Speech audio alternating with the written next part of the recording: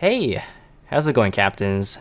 Admiral Hattori here, and yes, I am back for another video on World of Warships.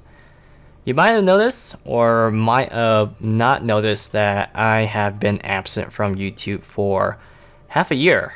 I decided to take a break from YouTube and focus on school because I was entering the final phase of my career working for a engineering degree, or more specifically 2 degrees, and I thought it was the most logical reason that take some time off from YouTube and focus on my work.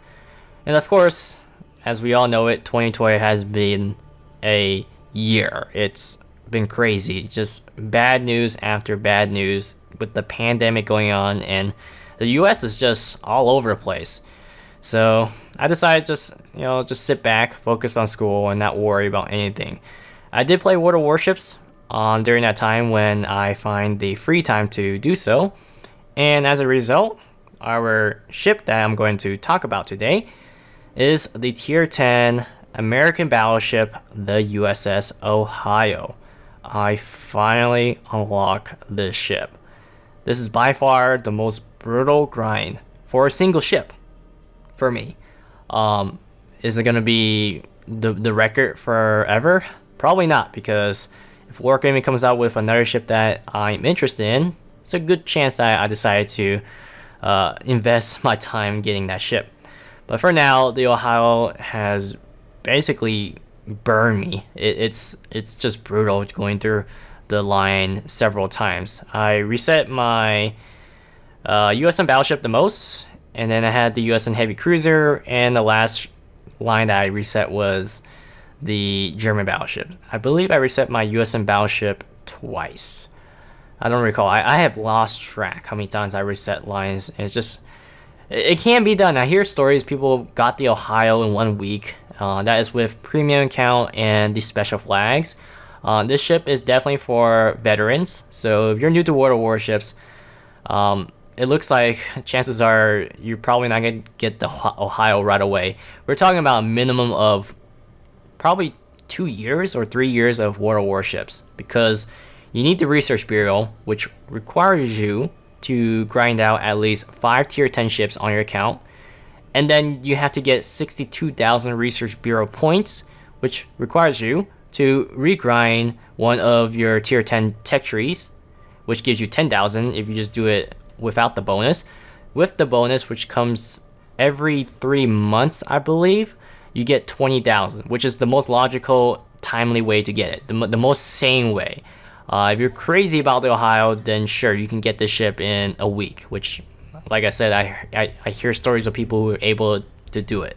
The only thing that I know that the grind is worse than the Ohio is the Puerto Rico, of course, which the main reason is that it was a timed event. You had 1 month during the holiday season to get a ship. That was it's just insane. There's probably like 2 to 3 people who actually got the Puerto Rico for free, while the rest just paid their cash, just whaled the ship. So Ohio, let's talk about the Ohio. So it's a Montana hull with Georgia guns. Secondaries, obviously the Ohio is all about secondaries. That is the alternative way to play an American battleship. So you either go for all guns on the Montana or go for secondaries with the Ohio. It's a strong ship. It's a very fun ship because it's a secondary battleship. Of course, I always think that secondary battleship types are always fun. Sometimes you'll get in games where it just doesn't favor you. That's the only time it's not fun playing a secondary battleship. But most of the time, it's fun playing these battleships with their crazy secondaries. American secondaries are all about the rate of fire and their accuracy. They clearly have the far more accurate secondaries compared to the Germans, which are the only other tech tree that I can talk about when it comes to secondaries. So let's talk about the Curvers versus the Ohio. If you just want a secondary battleship, just get the Curvers, okay? I mean, we're talking about grinding and resetting line for a single ship. It's pretty obvious that just get the Curvers if you want a tier 10 secondary battleship. But the Curvers does not offer a certain experience that you just can't find the Curvers versus the Ohio. And if you got nothing else to grind, so if you don't have at least 3 tier 10 ships on your mind right now, then don't bother with the Ohio, because if you do have 3 tier 10 ships on your mind, just grind those ships out. They're worth more than getting a single ship. It just, to me, is worth more with your time, because yes, Ohio is a strong ship. Yes, Ohio is a secondary battleship from the American line, but is it really worth the time to get a ship when you can get 3 other ships at your port? Ohio is meant for people who are veterans in this game, or people who are absolutely crazy for a tier 10 secondary battleship from the USN. That's the only 2 things I can think of why someone would go through the trouble of getting the Ohio. So, Ohio. Compared to the Curvers, the best way to describe the Ohio is that the Ohio is a tier 10 Bismarck. Which makes no sense, because you say that, well, what the feed rate degrosser, the Curvers, those ships are the natural successor to the Bismarck. Let me explain myself here. If you play the feed rate degrosser or the Curvers, when you play those ships, it's obvious that those ships are very large. As a result, those ships have poor maneuverability. Not only that, Curvers being large is being HE spammed by a bunch of cruisers, and destroyers love to torpedo Curvers with that poor torpedo protection. Ultimately, just to exacerbate the situation with the size of the ship, the Curvers and feed rate degrosser has horrible firing angles. You're required to show a lot of broadside to get a full broadside salvo from those ships. Whereas the Bismarck, if you play the Bismarck, is a lot maneuverable than those ships, because obviously the Bismarck is smaller than those ships. The Bismarck has far better firing angles compared to the feed rate degrosser and the Curvers. Not only that, to relate the Ohio to the Bismarck and the Ohio both have only 8 guns. Now with the Montana hull, this is, I would consider, in my opinion, the best hull, because it handles every situation. Montana hull, the Citadel is located at the waterline. It's not like the Yamato or Kremlin. It has enough armor to shatter HE shells, so it's not like the Conqueror or the British battleship where they take a ton of damage, or even the French, because they're 32mm all over. And it's far maneuverable compared to the Curvers and the feed rate degrosser, or it's just generally, it's a jack of all trade hull, which that's how I felt about the Bismarck. So that is why I would describe the Ohio like a Bismarck, a tier 10 Bismarck. It's the maneuverability and the far superior firing angle. I mean, just look at that. It's just far better than the Curvers. Now, of course, part of the reason that they have that horrible fire angle, I would assume, is because they also have that turtleback armor, which is fine for them to show broadside. But still, they're going to take a lot of damage. And again, big ship, not maneuverable, it's going to show broadside for a while. It's not like they can turn on a dime. So, Ohio, yeah, 8 guns, great secondaries. These secondaries, again, high rate of fire, great accuracy. German secondaries, they got the 150s, and of course, they 128s on the Curvers. They have poor accuracy, but they have great penetration, because the German HE has some kind of special penetration value. American battleships, generally, with the Ohio, the only thing that you're going to penetrate is destroyer armor, which is pretty much the biggest thing that makes the American battleships, when it comes to secondaries, far better than the Germans, is that the high rate of fire and the great accuracy is very useful against destroyers, whereas the Germans, their secondaries are more equipped against cruisers and battleship, because their dispersion is horrendous at times. But those 150s on the Germans, they pack a lot of punch. So, Curvers makes sense. Brawling against cruisers and battleships, their secondaries are going to be better.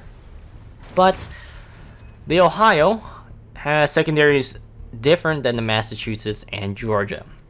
They are slightly better, if not an upgrade, because the shells, speaking of the shells travel faster, and The shells have twice the fire chance compared to the regular 127s that you find on the Georgia and Massachusetts. So in theory, if you get into a brawl against another battleship, you should set more fires compared to the Georgia and Massachusetts with the Ohio. Because the guns, the barrels are longer. If you notice the gun barrels on the Montana and Ohio and Midway and the Harakaze, which are all, these ships are the only ships that I know of that run these type of guns on their secondaries or as a primary. In the case of the Harakaze, they are just cool looking. So yeah, are you missing out on the secondary American battleship experience if you got the Massachusetts and Georgia? No. But if you want a complete tier 10 secondary American battleship, the Ohio is currently the only choice. So another thing that makes the Ohio very interesting is that when you play something like the American battleships, the regular American line, you gotta commit to like concealment, survivability, and it's all about the guns. Obviously, if you play Montana, you're in it for the 12 406mm guns, whereas the Georgia and the Ohio, they got the 457mm guns. Ohio guns are very accurate. At times, I get very questionable straddles, like the shells fly higher than where I aim or fall too short. But these shells, the Georgia guns and the Ohio guns, the 457, they pack a lot of punch when it comes to damage. They cannot overmatch the 32mm that you can do with the Yamato or the Shikashima, but they do a lot of damage when targets show broadside. So to me, it's not like the Germans where at times dispersion is bad, even though they did get an update on their dispersion model to be more American or British. But yeah, the Ohio, the guns are very accurate. And with the fact that you can still run the maximum, the improved dispersion to reduce the maximum dispersion, you can technically play this ship like the Thunderer, in theory. Right now I'm doing a mix where I have a secondary captain on the ship, but I'm running the upgrade for the dispersion for the reliability of the guns. And the reason why is because not every game people are going to play into your advantage. In the case, it's the secondaries. And that's one of the biggest problem I have with the Curvers. Curvers seriously struggles in games where people just slug rounds. Yes, you do have 12 guns, and at times you can just slug rounds at range with the 12 guns, but to really get everything out of Curvers is just closing the range. And there's just a difficulty when you have a bunch of destroyers like the Holland or the Shimakaze or just cruisers sitting behind islands. It's just really difficult to close the distance. So sometimes you have to really rely on the guns. And in the case of the Ohio, it's sufficient. It is definitely sufficient. Compared to the Montana, Montana still has the heavier broadside. That's the biggest reason you play the Montana over the Ohio. Now, there are subtle differences between the Ohio compared to the Montana. Starting with the anti-air, the Ohio has, I don't recall the exact size caliber, but it's one of those 80mm or 78, some crazy number, AA on the ship that you can find on the Worcester and the Des Moines. This is the updated version of the anti-air set up for late war American battleships, and the Ohio has it while the Montana doesn't have it. So technically, with advanced fire and training, since this is a secondary battleship, generally Ohio has better anti-air than the Montana. Gun-wise, I want to say that they're neck and neck, because sometimes these guns are amazing because they do a lot of damage per hit, but generally most situations Montana wins. It's just the number of guns, and the super heavy American 406mm guns are just really good at broadsides. So really depends on the taste. Sometimes I like the 457 because they hit hard. They hit the cruisers extremely hard. But generally Montana has a better gun setup, which makes sense because that is the trade-off you have to make between the Ohio and Montana. Montana also has access to the legendary or the unique upgrade, whatever you want to call it, which means that once Montana has that upgrade, which is a survivability type of upgrade, so it reduces like the fire and flooding duration, Montana has better survivability than the Ohio. Not only that, Ohio has a different repair party compared to the Montana, which is what you find on the American secondary battleship like the Massachusetts and Georgia at the moment. It's a short cooldown, but in trade, it doesn't repair as much as the main American battleship line. So Montana repairs almost twice as much HP compared to the Ohio. Whereas the short cooldown repair party is mainly useful when you commit to a fight using your secondaries, which makes sense because you really need those repair party right away. It happens all the time in the Kurfürst or any secondary battleship on the German line that I played. So Kurfürst, Bismarck, Tirpitz, where I use my repair party and I am dying for my next repair party to come up while I'm brawling against another ship. In the case of the Americans, the Massachusetts or the Ohio right now, it's very useful, but if you take a lot of damage throughout the game, you're going to run out of repairs, which means that sustainability, Montana is far superior. So Montana is all about the mid-range, long range, and even close range because it does have 12 guns, but most of the time it's going to be hanging around the mid-range where it can take damage with the legendary upgrade or unique upgrade, whatever you want to call it, and with the better, more efficient repair party, or at least it repairs more, Montana is better in that role. And generally speaking, I prefer Montana in a competitive situation to the Ohio. So right there, yeah, I prefer Montana. It just fits better. But in randoms, in the division, and the fun factor, Ohio is a lot more fun than the Montana if you can find a match where people play to your advantage, as in rush you or close the distance on you because you have secondaries. It is a very fun ship. Is it worth grinding it 4 times versus regrinding a tech tree 4 times or 3 times versus getting 4 to 5 tier 10 battleships or any ships in general? Not really. Again, it's an afterthought. It's more of an afterthought, or people are just fanatics of the US and Navy and they want a secondary battleship.